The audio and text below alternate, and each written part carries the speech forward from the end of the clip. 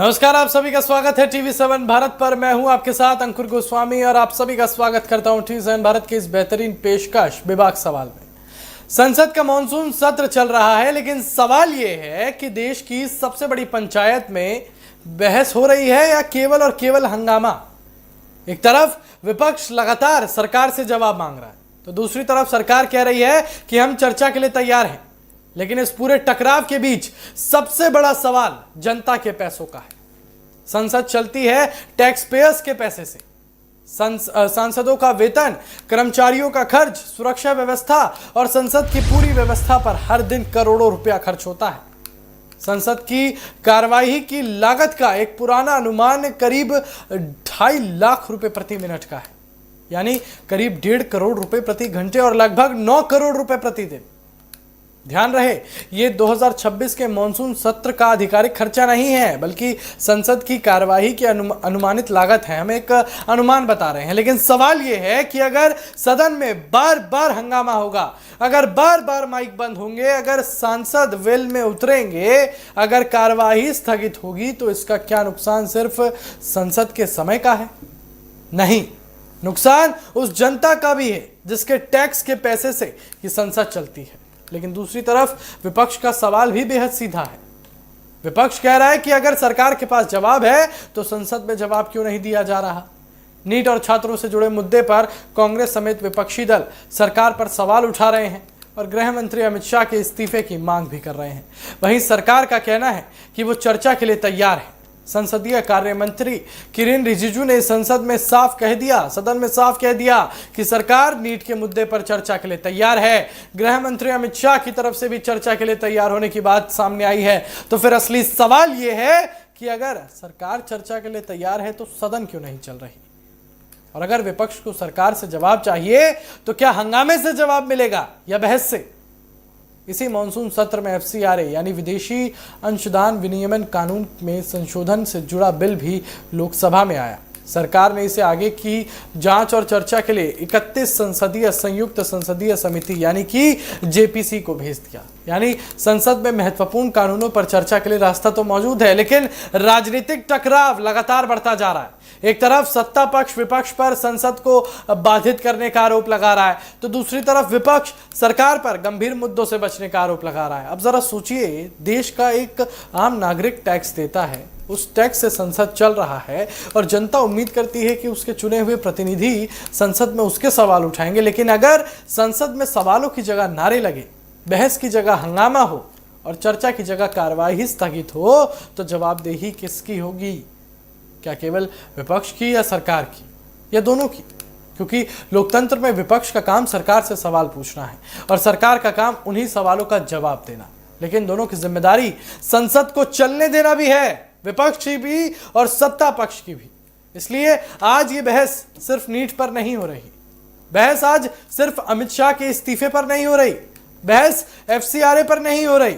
सबसे बड़ी बहस है आज की कि जनता के पैसे से चलने वाली संसद में जनता के मुद्दों पर आखिर कितनी बहस हो रही है। और अगर संसद का कीमती समय हंगामे में चला जाता है तो क्या देश की जनता को इसका जवाब नहीं मिलना चाहिए? अब सवाल सत्ता पक्ष से भी होता है। अगर आपके पास खुलकर जवाब है तो खुलकर बहस कीजिए, और सवाल विपक्ष से भी है। अगर आपको जवाब चाहिए तो सदन में चलने दीजिए। तो चलिए आगे बढ़ने से पहले हम आपको सुनाते हैं यहाँ पर संसद में मंत्रियों द्वारा क्या कुछ कहा गया। देखिए, सबसे पहले तो लापता, भाग गए, भगोड़े हैं, इस प्रकार की भाषा भारत की सार्वजनिक जीवन में और संसदीय जीवन में अभी अभी सुनाई पड़ती है। जब से संसद सत्र शुरू हुआ तब से लगातार मैं संसद में आता हूं, मेरी चैम्बर में बैठा हूं। चूंकि संसद भवन के अंदर विपक्ष संसद को चलने ही नहीं दे रहा है दोनों गृहों में, तो कोई जाकर क्या करेगा? जहां तक चर्चा का सवाल है, सरकार की ओर से किरेन रिजिजू जी ने, जो हमारे पार्लियामेंट्री अफेयर्स मिनिस्टर है, उन्होंने बहुत स्पष्ट कर दिया है कि जो नीट आंदोलन के छात्र प्रदर्शन पर सभी प्रकार की चर्चा करने के लिए सरकार तैयार है और चर्चा के लिए समय सुनिश्चित किया जाए और विपक्ष तैयार हो जाए। पहले तो ये यही मांग कर रहे थे, हमने हाँ बोल दिया। मेरी ओर से भी मैंने कह दिया है कि मैं किसी भी सवाल का जवाब देने के लिए संसद में तैयार हूं, मगर वो चर्चा ही नहीं होने देना चाहते। अब जनता तय करे कौन भाग रहा है। आज भी मैं कहता हूं, आज 3 बजे तक स्पीकर साहब को वो पत्र दे दे। 3 बजे से लेकर कल 3 बजे तक सभी प्रकार की चर्चा के लिए हम तैयार हैं। मैं सदन में ही बैठूंगा, सबको सुनूंगा और सब चीजों का जवाब दूंगा। सरकार के पास छुपाने के लिए कुछ नहीं है। वो भी चर्चा करूंगा कि आपने क्यों चर्चा नहीं चाहिए। भारतीय जनता पार्टी की मोदी जी के नेतृत्व में सरकार, एनडीए की मोदी जी के नेतृत्व में सरकार हर चीज पर चर्चा के लिए तैयार है। संसद वो चलने दे बस। आज मैं चैनलों के माध्यम से इन विपक्ष को कहना चाहता हूं कि आप एक पत्र 2 बजे तक लिखकर दे दीजिए स्पीकर साहब को। 3 बजे से चर्चा चालू कर देंगे और कल 3 बजे मैं जवाब दे दूंगा सारी चीजों का। संसद में चर्चा करने के नियम बने हैं, तरीके बने हैं।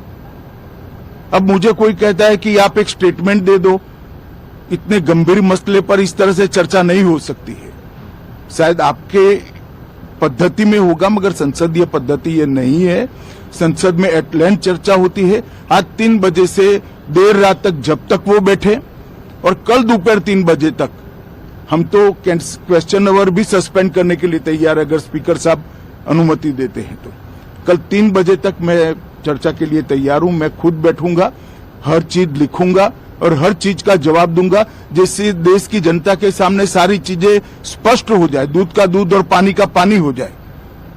अब विपक्ष ने तय करना है कि उनको चर्चा करनी है या हंगामा करना है।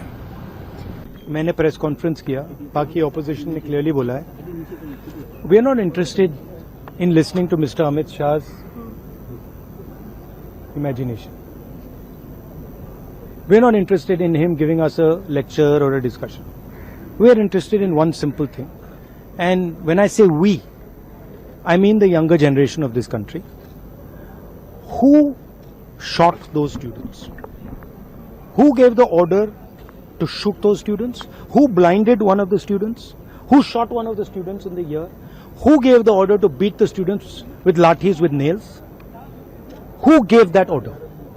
That order was implemented by the Home Ministry. Delhi Police and RAC are both Home Ministry systems. Did Mr. Amit Shah give this order to shoot our children? Or did he not? If he did, he should resign because he is culpable. And if he did not, he should resign because he is incompetent.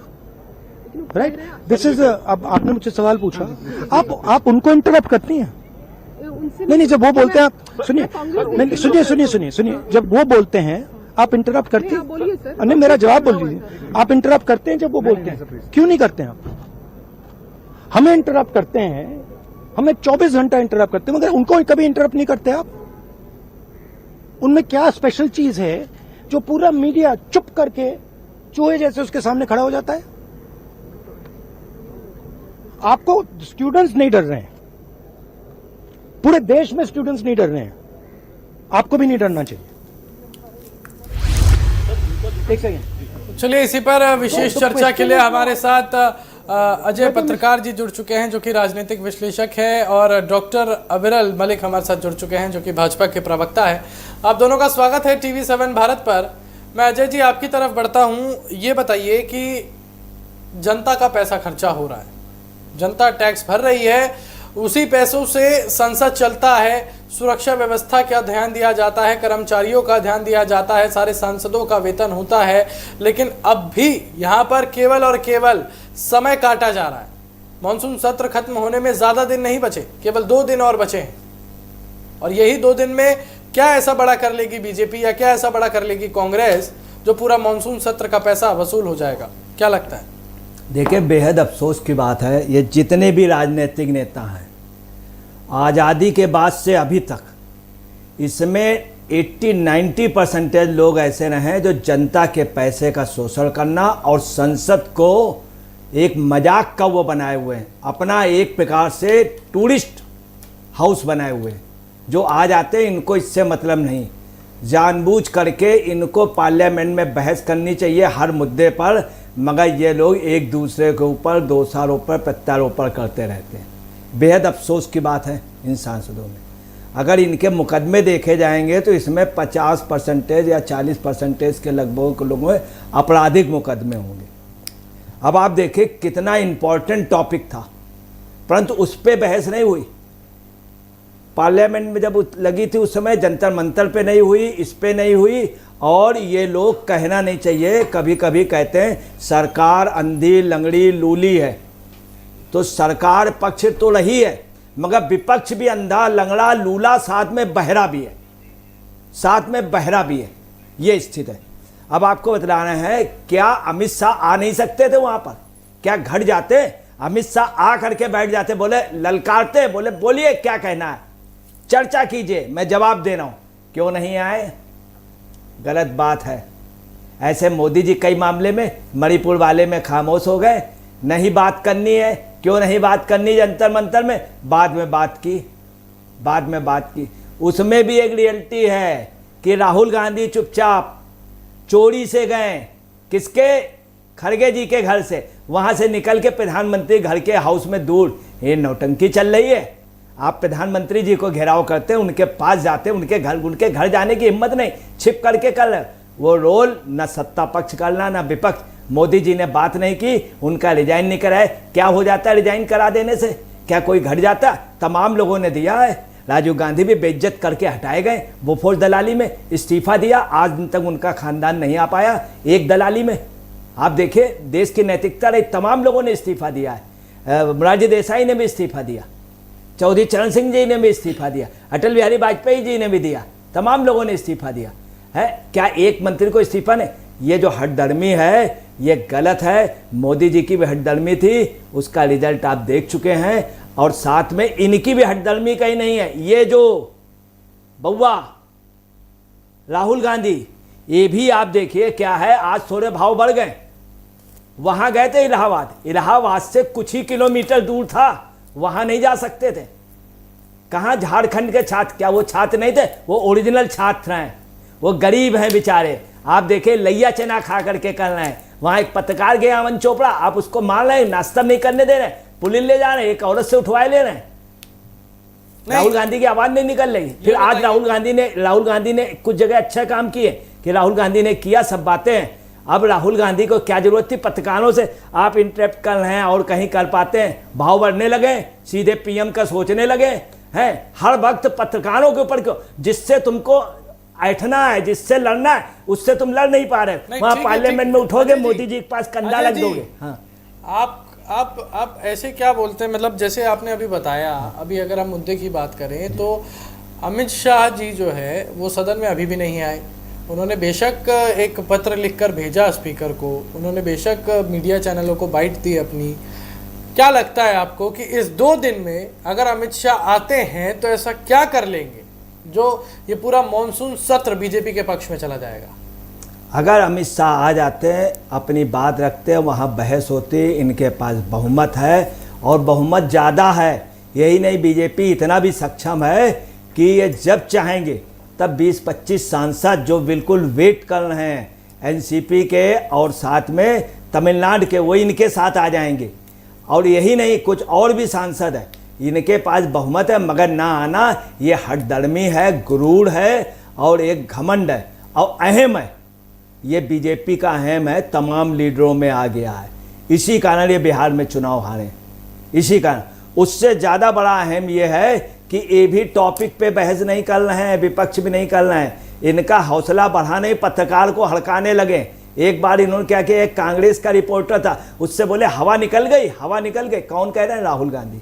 अब खुद एक बार फर्जी पत्रकार बन के interview कर रहे थे राज्यपाल जी का, आपको याद होगा, खुद पत्रकार बने। ये भूल गए राहुल गांधी, इन कलमकारों पत्रकारों के दम पे हैं। तुम्हारे डीएनए में पत्रकारिता थी, तुम्हारे उन्होंने मोतीलाल नेहरू ने अपने लड़के को पत्रकार बनाया था, तब वो प्राइम मिनिस्टर बने। ठीक है, अटल बिहारी वाजपेयी पत्रकार थे, तब बने। अविरल जी ये बताइए, अभी अजय जी ने कहा कि गृह मंत्री अमित शाह में घमंड आ गया है, किस बात का घमंड है? अब बीजेपी को 2 दिन का मॉनसून सत्र बचा है, अब अमित शाह आकर जो है ये कह रहे हैं कि हम बात करने को तैयार है। क्या अमित शाह पहले नहीं आ सकते थे?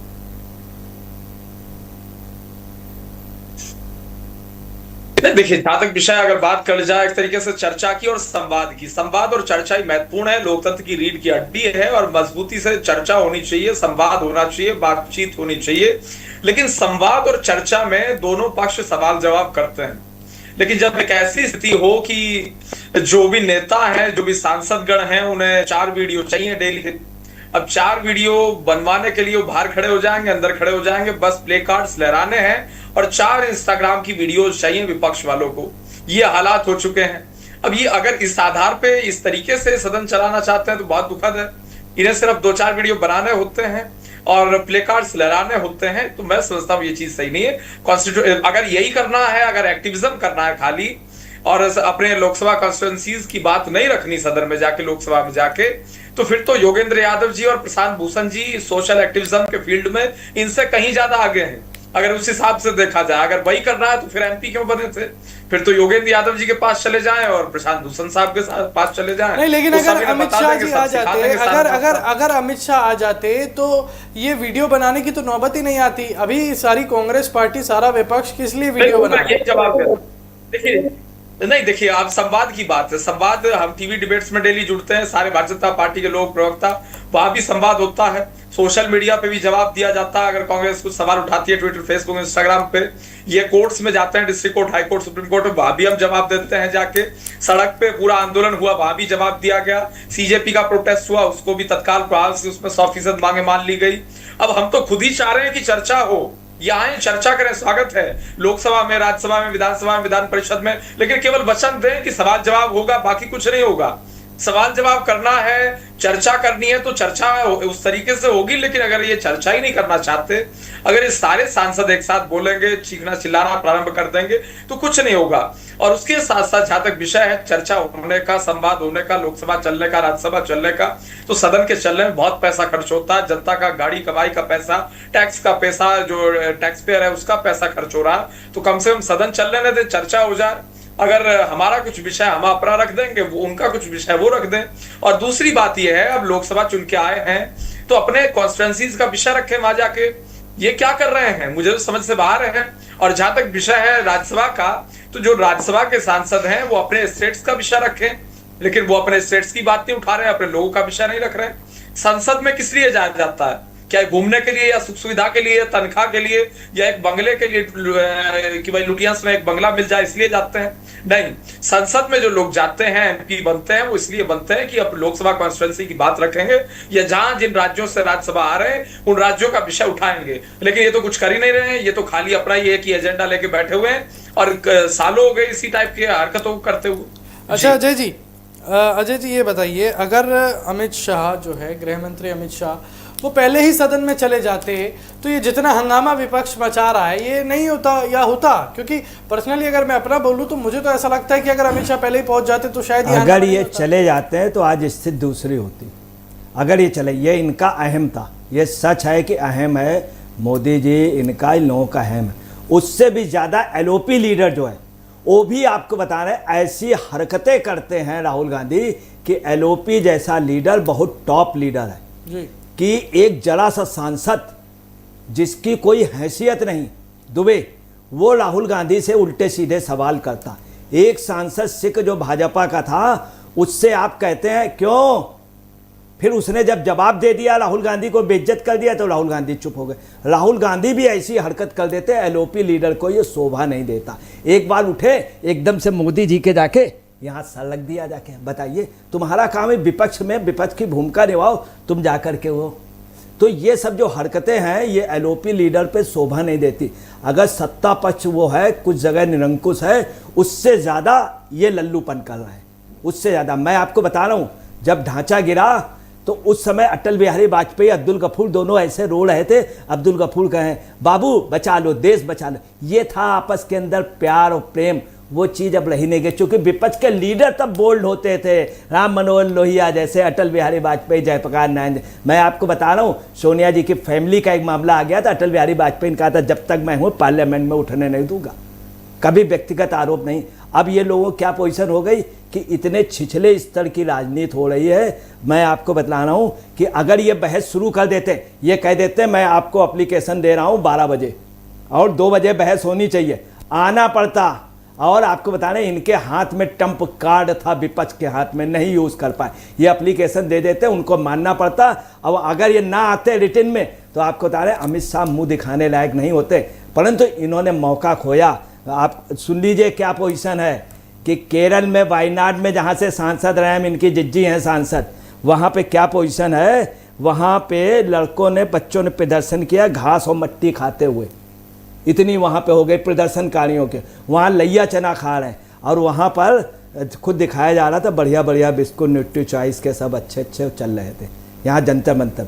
इनको वायनाड की चिंता नहीं, उसकी चर्चा नहीं कि वहाँ बात छात्र इतनी बुरी थे कि मारे गए, लाठियों से मारे गए। हिंदुस्तान का पहला प्रदर्शन, अभी तक छात्रों ने वहाँ पथराव नहीं किया, आपको मालूम झारखंड में अभी तक पथराव नहीं किया, और उनके ऊपर लाठियाँ चली हैं, यूँ लाठियाँ चली हैं, और लाठी पैर के नीचे, कमर के नीचे नहीं मारी।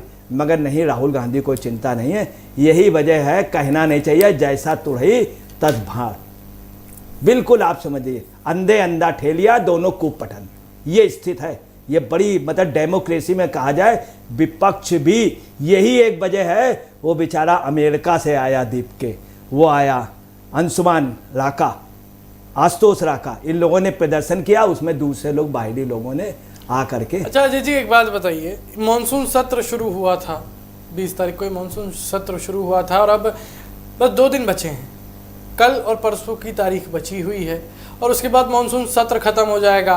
किसी एक ऐसे बड़े मुद्दे अभी इस वक्त भारत में चल रहे हैं, जंतर मंतर का मुद्दा हमने देखा, हम झारखंड का मुद्दा देख रहे हैं, FCRA को तो चलिए आपने JPC में भेज दिया है, लेकिन क्या ये संसद के भीतर अब तक झारखंड के बच्चों के लिए बात नहीं होनी चाहिए थी? क्या चाह रहा है विपक्ष? ये काम विपक्ष का करना चाहिए, राहुल गांधी को कूद पड़ना पाइए। जब उसमें आबांगचुक जब उनका हो गई, वो चले गए हॉस्पिटल, उसके बाद ये प्रधानमंत्री के घर पे जाना, पूरे देश में इन्होंने अपने आदमियों को लगा दिया, झंडे लेके उतर आए।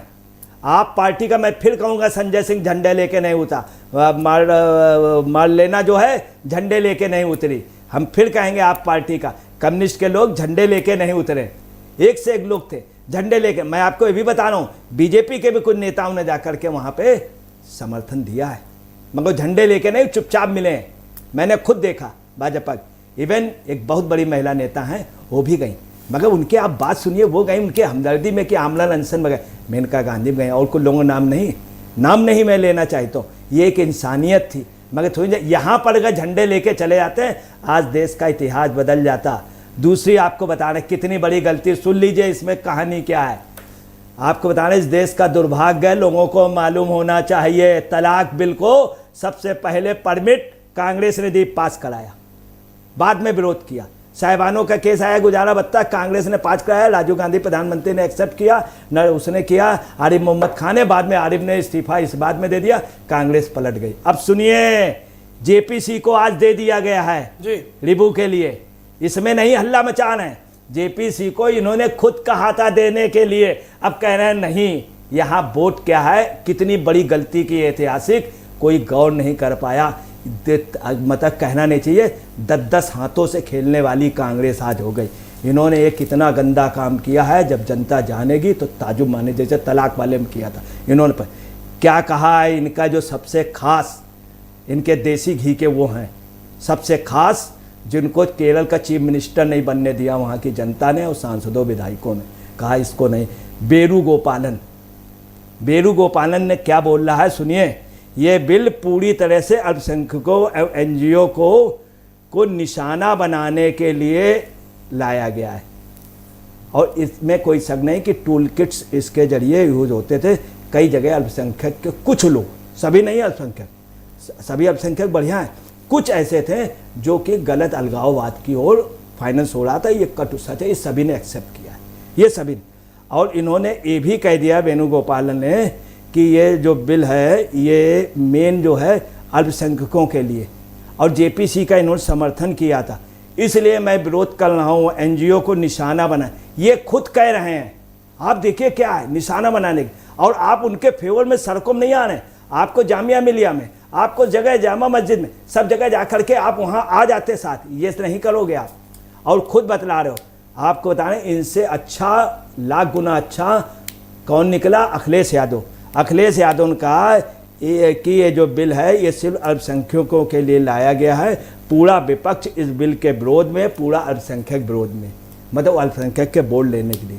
इन्होंने नहीं कहा कि पूरा अल्पसंख्यक विरोध, इन्होंने कहा हम विरोध में, मतलब ये ठेकेदारी करेंगे अल्पसंख्यक के लिए। मैं बात, और इसमें एक चीज़ जो सबसे मेन है, रिजिजू ने कहा कि अगर एक भी एग्जाम्पल आप दे दें अल्पसंख्यक के लिए तो अभी बताइए, मैं तुरंत हटाने को तैयार, आप बताइए। एग्जाम्पल नहीं, अब कांग्रेस को भिड़ जाना चाहिए, एक नहीं हजारों दे रहे हैं, मालूम ही नहीं, पढ़ाई नहीं। लेकिन अजय जी समाजवादी पार्टी तो एग्जाम्पल दे रही है। अविरल जी मैं आपकी तरफ बढ़ूंगा।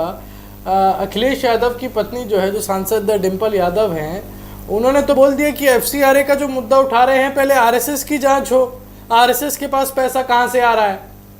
हाँ करेक्ट, ये बात आपने सही बात कही। सुनिए, बात बहुत अच्छी बात कही। और आपको बतला रहे हैं कि जांच होनी चाहिए, जांच इसकी भी होनी चाहिए कि इनके परिवार को भी, राहुल के परिवार को भी पैसा मिला, फोर्ड उससे मिला, एक चाइनीज़ उससे मिला, तमाम जगह से मिला। इंदिरा गांधी जब चुनाव हार गई थी, मोइनिहान ने लिखा अपनी किताब, मोइनिहान फॉरेन का इतना बड़ा, उससे बड़ा कोई नहीं, कि इंदिरा गांधी ने पैसा लिया था। इनके पास पैसा का, सुन लीजिए, आज मैं आपको बतला रहा हूँ, और ये पूछिए कांग्रेस के कार्यकर्ता है, पूछें। राजीव गांधी ने 260 यात्राएं की हैं अभी, जब से ये सरकार आई है 260 यात्राएं, मतलब 260 कितने हो गए एक साल में? कुछ दिन ये विदेश में रहे, और एलओपी लीडर, इनको सदन में रहना चाहिए। 260 यात्राएं की, और आपको बताना 20 अप्रैल 225 के, राहुल 2025 तक जब से सरकार आई, मतलब लगभग 9 साल का आंकड़ा बतला रहे हैं। उसके बाद का हमारे पास आरटी नहीं, आरटीआई से हम लोगों ने लिया इलेक्शन। और उन्होंने विदेश जाकर के क्या कहा कि विदेश जाकर के कहा कि यहाँ का जो इलेक्शन वो है सीईसी बिल्कुल भ्रष्ट है, और यहाँ का जो चुनाव प्रणाली भारत की बिल्कुल ख़राब है। कई करोड़ रुपए, अरबों रुपया खर्च हुआ, ये कहाँ से आया?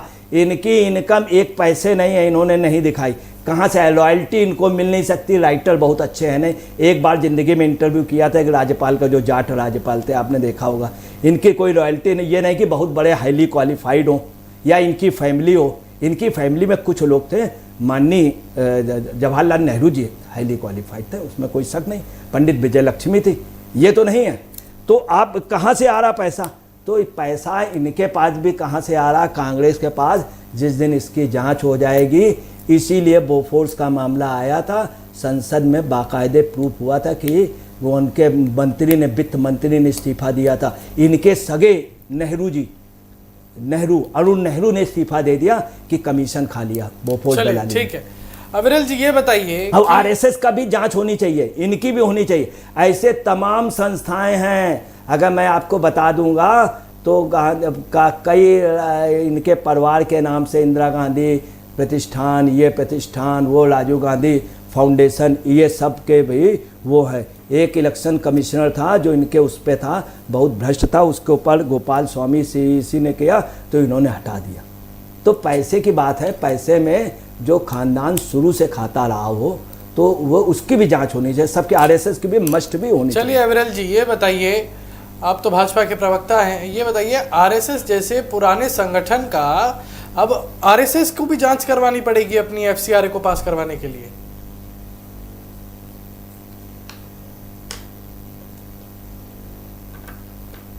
नहीं देखिए, जहां तक विषय एक तरीके से राष्ट्रीय स्वयंसेवक संघ का, तो संघ में तो प्रचारक होते हैं, वो गांव गांव साइकिल से प्रचार करते हैं, अपना काम करते हैं ईमानदारी के साथ। और जहां तक विषय है पैसे का, तो या तो कुछ पैसा है ही नहीं, और अगर पैसे की बात कर ली जाए तो जो आ जाता है एक तरीके से गुरु दक्षिणा में जो भी दे दिया जाता है समर्पण भाव के साथ, उसमें जो है एक तरीके से चल जाता है। बाकी हमारे पास ना पैसा है, ना पैसे की आवश्यकता है।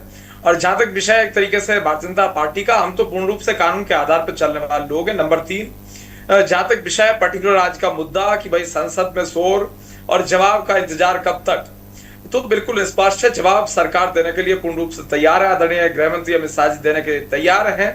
और जवाब क्या चाहते हैं। मैं कई सारे चैनल्स पे सुबह से जुड़ा हुआ था, तो एक ही समस्या थी। सारे कांग्रेस वालों ने बताया कि भाई जवाब ये चाहिए कि किसने लाठी चलाई, किसने ये सब चीज की, तो और किसने ऑर्डर दिया इन सब चीजों का। बिल्कुल स्पष्ट है।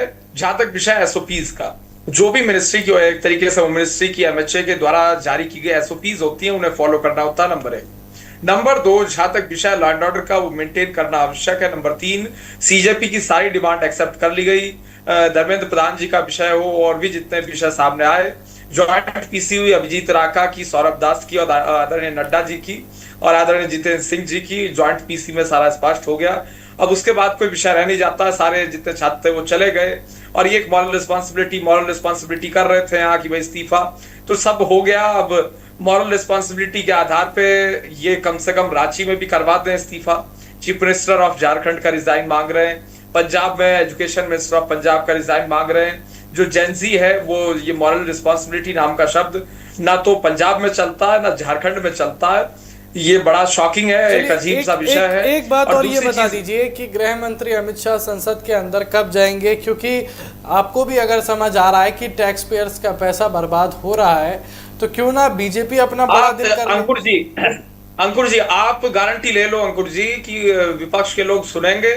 आप गारंटी ले लो, विपक्ष के लोगों से आप बात कर लो, राहुल गांधी जी से बात कर लो, विपक्ष के जितने नेता सबसे बात कर लो। अगर आपको विपक्ष नहीं सुन रहा है, लेकिन आपको जनता तो सुन रही है, करोड़ों की जनता तो सुन रही है। नहीं हो सकता ऐसे। देखिए अब उनके सवाल हैं, जो वो सवाल रेज कर रहे हैं उसका अगर रिस्पांस देना, क्योंकि वो तो कह रहे हैं कि भाई जवाब देने के लिए उनके सवालों के, अब उनके सवाल का जवाब तभी दिया जा सकता है जब वो सवाल कर लें, उसके बाद उस चीज को सुन लें। लेकिन मुझे नहीं लगता विपक्ष किसी भी रूप में सुनने को तैयार है। अगर सुनने को तैयार है तो विपक्ष कह दे, और विपक्ष के सबसे बड़े नेता आज के समय में अगर कोई है तो राहुल गांधी जी हैं, लीडर ऑपोजिशन होने के नाते वो इस विषय को स्पष्ट कर दें, बाहर वो विषय रख दें।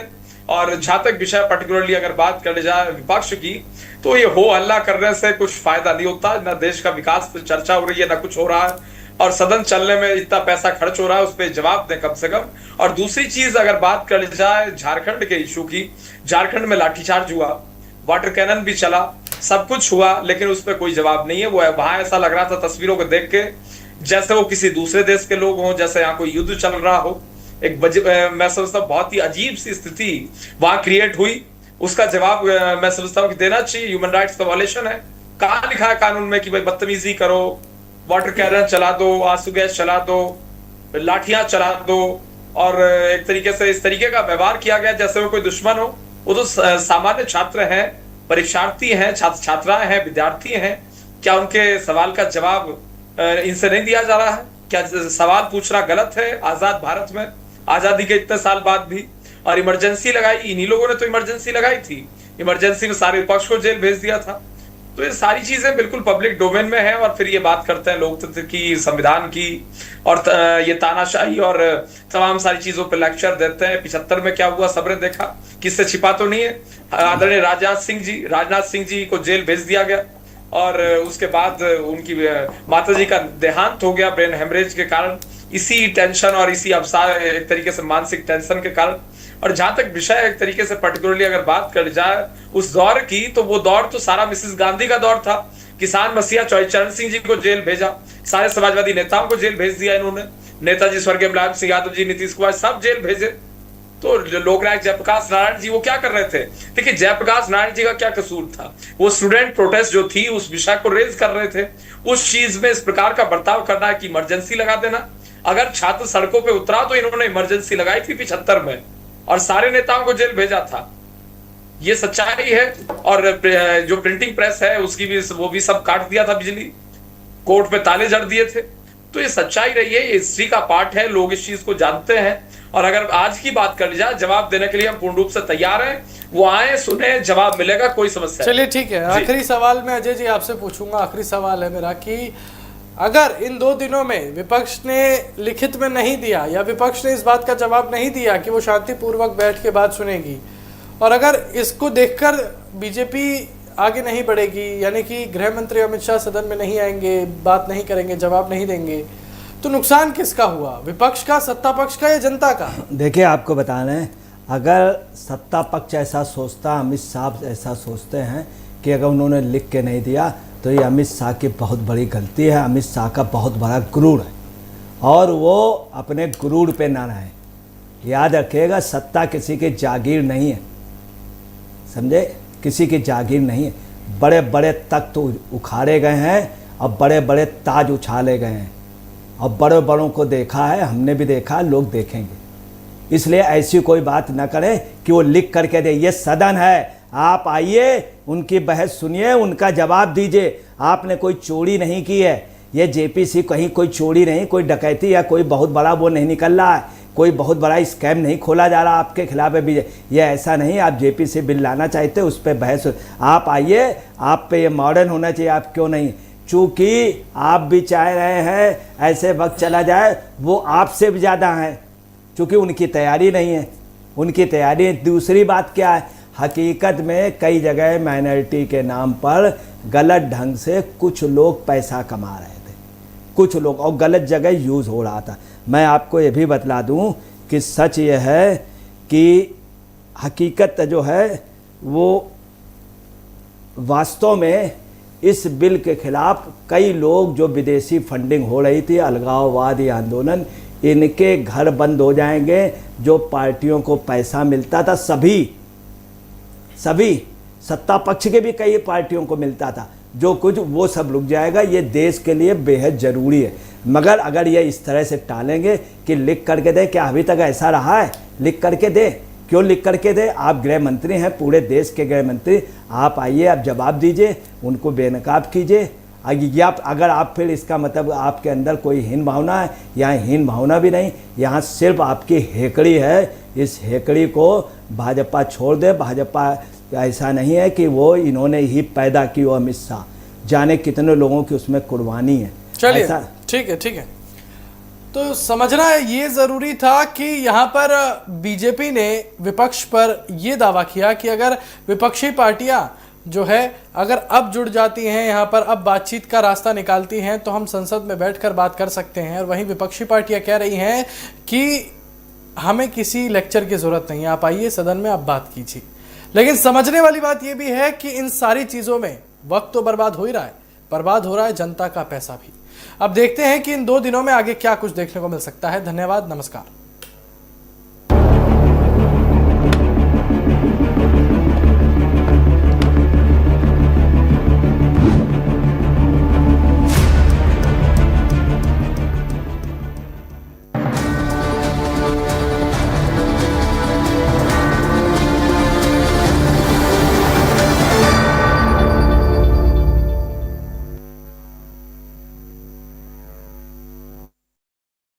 समझेंगे हर सियासी चाल, टूटेगा झूठ का हर जाल,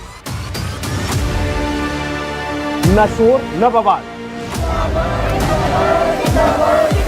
सिर्फ तथ्यों पर होगा सवाल।